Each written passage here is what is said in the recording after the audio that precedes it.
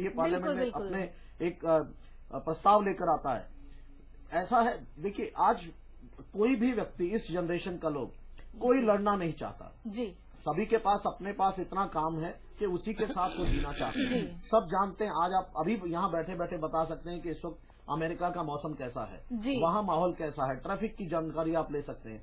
तो कहाँ बाउंड्रीज हैं जी। आज हर आदमी तरक्की करना चाहता है, सिर्फ और सिर्फ विकास देखना चाहता है। मैं एक पूर्णतः आशावादी व्यक्ति हूँ और मैं इस चुनाव के अंदर पूरी और पूरी आशा की विजय देख रहा हूँ। इसमें कुछ और नहीं है, इसमें कोई निराशा का माहौल नहीं है। बाकी डिलीवर तो नरेंद्र मोदी जी को करना है। आपको क्या लग रहा है आर्थिक स्तर पर अगर हमें मजबूत होने में कितना टाइम लग जाएगा? देखिए मेरे ख्याल से बहुत ज्यादा समय नहीं, क्योंकि मोदी जी के पास अपना एक विजन डॉक्यूमेंट तैयार है। ये माहौल आप लोगों ने पहले ही उनको बता दिया था कि आप प्रधानमंत्री बनने वाले हैं, तो इसमें तो कोई शक था ही नहीं उनको, उनके दिमाग में किसी भी तरह से। तो उन्होंने अपनी तैयारी जरूर कर ली होगी इसके अंदर, और मुझे नहीं लगता कि बहुत ज्यादा समय इसको पटरी में लाने में लगेगा। ये बजट आने दीजिए, इस बजट के अंदर इतनी बढ़िया चीजें आएंगी जिससे कि वो पूरा आईना हमारे सामने, उनका एक विजन डॉक्यूमेंट जो है इस बजट की शेप में हमारे सामने होगा। और मुझे लग रहा है कि जो बजट इस बार आएगा शायद इसमें भी मोदी टच होगा, पूरे का पूरा। ये मोदीनॉमिक्स होगा। मोदी टच बहुत छोटा शब्द है, मोदीनॉमिक्स होगा पूरे का पूरा, क्योंकि उन्होंने अपना पूरा विकास का जो मंत्र है वो तैयार किया हुआ। मैंने आपसे पहले भी कहा कि उनकी एग्जिट पोल आपके आते ही अमूल एक प्लांट लगाने की तैयारी कर देता है कि वाराणसी में हम 250 करोड़ का या 200 करोड़ का प्लांट लगाने जा रहे हैं अभी कोई, जबकि ऐसी कोई आप लोगों ने अभी उनको सिग्नल भी नहीं दिए थे। तो ये कहीं ना कहीं ये माहौल बनेगा इस देश में, बनना भी चाहिए, बहुत ज्यादा आवश्यकता है उसकी, क्योंकि नहीं तो हम बहुत पिछड़ गए हैं और पिछड़ जाएंगे। और इसमें कोई कारण नहीं है, हमारे पास रिसोर्सेज की कोई कमी नहीं है, हमारे पास कोई पैसे की कमी नहीं है, सिर्फ और सिर्फ जरूरत है उसको ऑप्टिमम यूटिलाइजेशन की। अभी यूटिलाइजेशन जो लग्जरी में जा रहा है उसको कहीं ना कहीं चैनलाइज करना। एक बहुत ताज्जुब वाली बात है और मुझे बहुत आश्चर्य भी होता है कई बार जब मैं अलग अलग पार्टी के अलग अलग नेताओं के भाषण सुनती थी। उस वक्त अलग अलग जो पार्टी है, चाहे राहुल गांधी भी क्यों ना हो, उनके पास इतना बड़ा विजन स्कोप भी नहीं था। दूसरी बात, जो शब्दों का आप इस्तेमाल कर रहे हैं, चाहे मॉडर्नाइजेशन की बात करें, चाहे हम जीडीपी की बात करें, चाहे अलग अलग जो भी इकोनॉमिकल टर्म्स है, नरेंद्र मोदी बहुत आसानी से वो समझ भी पाते हैं, वो बोल भी पाते हैं, रिलेट कर पाते हैं। शायद इसका फायदा होगा, व्यापारिक दृष्टि काफी मजबूत है उनकी।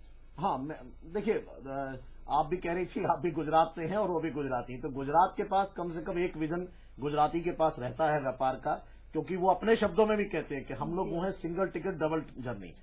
तो बेसिकली वो सिंगल टिकट डबल जर्नी का जो कॉन्सेप्ट है वो अब देखना होगा कि वो कितना सामने आता है और उससे हम कितना आगे बढ़ते हैं। मुझे पूरी उम्मीद है कि जिस तरह का उन्होंने हमारे यहाँ तो कहते हैं कि एक कप में 4 कटिंग, यानी कि एक कप में कुल 4 लोग बैठकर चाय पी भी लेते हैं, एंजॉय भी कर लेते हैं और कहते हैं कि चल देखिए हमने कितने पैसे बचा दिए। और लगभग अगर इसी तर्ज पर नरेंद्र मोदी भी भारत की आर्थिक स्थिति को आगे ले जाते हैं, बढ़ाते हैं। शब्दों से खेलना वो बहुत अच्छे से जानते हैं और उन्होंने खेला है शब्दों के साथ बहुत अच्छे से। आप उनकी किसी भी रैली को लीजिए, उसमें कुछ ना कुछ नया इकोनॉमिक से जुड़ा हुआ जरूर मिलता था। हम लोग उसको बड़े मन से सुना करते थे कि कुछ ना कुछ नया शब्द मिलेगा। और शायद मुझे लग रहा है इसीलिए भी जो विदेश की जो एजेंसीज है उसकी नजर भी नरेंद्र मोदी पर इसलिए ज्यादा पड़ी होगी कि भैया ये व्यक्ति तो कोई नया ही है जो आर्थिक विकास की बात कर रहा है। जी, देखिए जातवाद और बाकी संप्रदाय से हट करके एक व्यक्ति जब आगे बढ़ता है, जो पिछले 60 साल से कहीं ना कहीं हम उसमें उलझे हुए थे, उसके बावजूद आपके उत्तर प्रदेश जैसे प्रांत से इतनी ज्यादा सीटें लेना, और जहां पे हम कह सकते हैं कि कहीं ना कहीं कास्टिज्म अपना रोल प्ले करता था आज तक, इस बार पहली बार ऐसा दिखाई दे रहा है कि वो एक रोल प्ले नहीं किया। और ग्रोथ सब चाहते हैं, सड़क बनती है तो सबको चाहिए, उस पर कोई फर्क नहीं पड़ता है कि कौन चलेगा। तो कहीं ना कहीं उससे ये व्यक्ति ने, चलिए उम्मीदें बहुत ज्यादा है, पूरे देश को उम्मीद है और तमाम लोग जिन्होंने उम्मीदों के साथ वोटिंग की थी शायद उनकी उम्मीदें पूरी भी हुई है और ये उम्मीदों पर नरेंद्र मोदी कितना खरा उतर पाते हैं वक्त बताएगा। बहुत छोटे से ब्रेक का समय हुआ है, जल्दी लौटते हैं।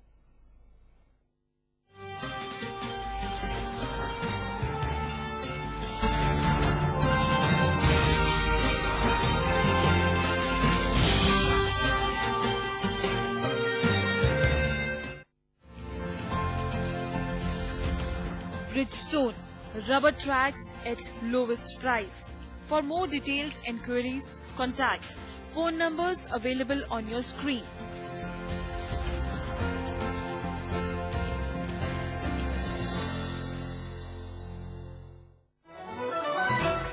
Watch your favorite A to Z News channel just a click away. Log on to www.a2znewschannel.com. उम्र ही कुछ ऐसी है, शरारतें करने दो। दिल तो ये बच्चा है, इसे शरारतें करने दो। Some may be more salt than pepper, getting naughty better late than never. उम्र ही कुछ ऐसी है, हमें शरारतें करने दो। जोश मोबाइल हर दिल में जोश लाए। गाइस, ये मेहरबानी किस लिए? अपने लिए बना रहा था तो शर्ट चाहिए। Look at your size. Perfume boxes. अबे तो बोल ना। आई वॉज थिंकिंग अपने रिलायंस डिजिटल टीवी पे जो हमने रिवॉर्ड पॉइंट्स कलेक्ट किए ना, उसके बदले हम कुकरी वाला चैनल ले लेते। कम ऑन यार गाइस। रिलायंस डिजिटल टीवी का कोई भी चैनल पैक खरीदने पर मिलेंगे रिवॉर्ड पॉइंट्स। कलेक्ट करो और बाद में किसी भी चैनल पैक से रिडीम करो। रिलायंस।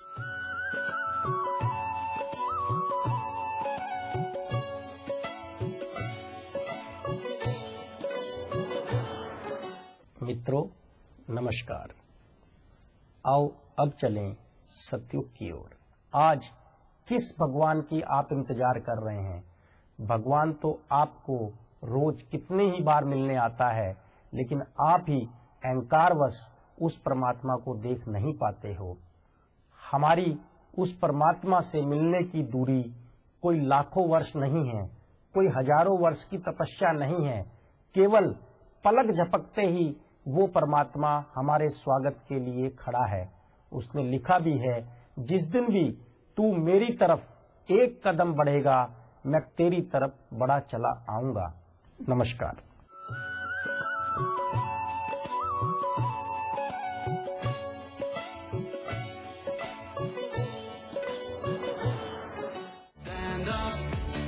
स्वागत है आपका चैंपियंस क्लब में, जहां क्रिकेट है धर्म। ओलंपिक में बढ़ते कदम।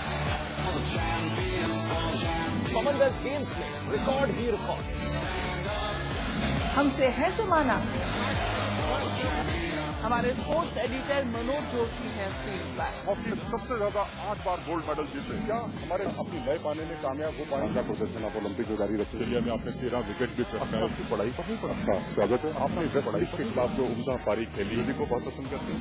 हमारे रिपोर्टर है तैनात। बॉक्सिंग में महिला चुनौती। क्रिकेट से सबका नाता। अब रियो पर नजर। भारत और पाकिस्तान के बीच में ऐसे टूर्नामेंट होने चाहिए। स्क्रिप्ट पर मेरी नजर। दमदार आवाज, खेल जगत की घटनाएं और उनका विश्लेषण खेल जगत के वरिष्ठ दिग्गजों के साथ सोमवार से शनिवार शाम 7:30 बजे सिर्फ A to Z न्यूज में।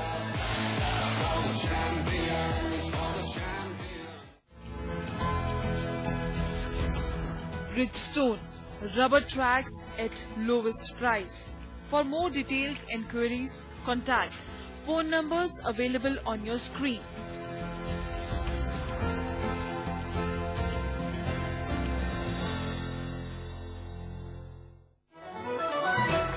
Watch your favorite A to Z News channel just a click away. Log on to www.a2znewschannel.com. उम्र ही कुछ ऐसी है, शरारतें करने दो। दिल तो ये बच्चा है, इसे शरारतें करने दो। Some may be more salt than pepper, getting naughty better late than never. उम्र ही कुछ ऐसी है, हमें शरारतें करने दो। जोश मोबाइल हर दिल में जोश लाए। गाइस, ये मेहरबानी किस लिए? अपने लिए बना रहा था तो शर्ट चाहिए। Look at your size. Perfume boxes. अबे तो बोल ना। आई वॉज थिंकिंग अपने रिलायंस डिजिटल टीवी पे जो हमने रिवॉर्ड पॉइंट्स कलेक्ट किए ना, उसके बदले हम कुकरी वाला चैनल ले लेते। कम ऑन यार गाइस। रिलायंस डिजिटल टीवी का कोई भी चैनल पैक खरीदने पर मिलेंगे रिवॉर्ड पॉइंट्स। कलेक्ट करो और बाद में किसी भी चैनल पैक से रिडीम करो। रिलायंस।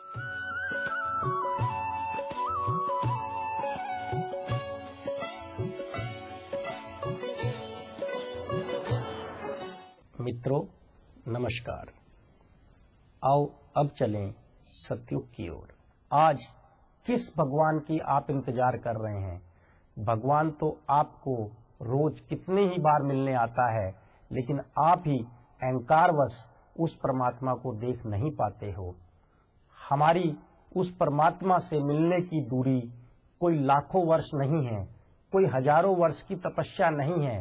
केवल पलक झपकते ही वो परमात्मा हमारे स्वागत के लिए खड़ा है। उसने लिखा भी है, जिस दिन भी तू मेरी तरफ एक कदम बढ़ेगा, मैं तेरी तरफ बढ़ा चला आऊंगा। नमस्कार।